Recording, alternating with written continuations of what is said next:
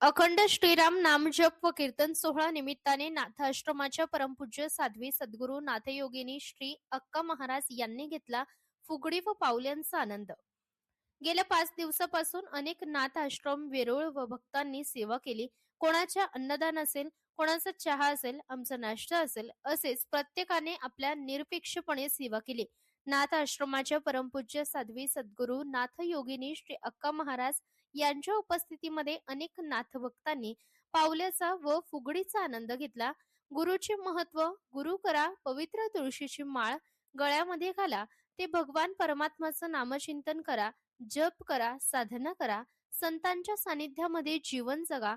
आपल्या परमपूजनीय आदरणीय नाथयोगिनी अक्काताई महाराज सारखे गुरु मिळाले, आपलं काही भाग्य आहे. या कार्यक्रमासाठी परिसरातील व बाहेरून आलेले नाथभक्त मोठ्या प्रमाणात उपस्थित होते.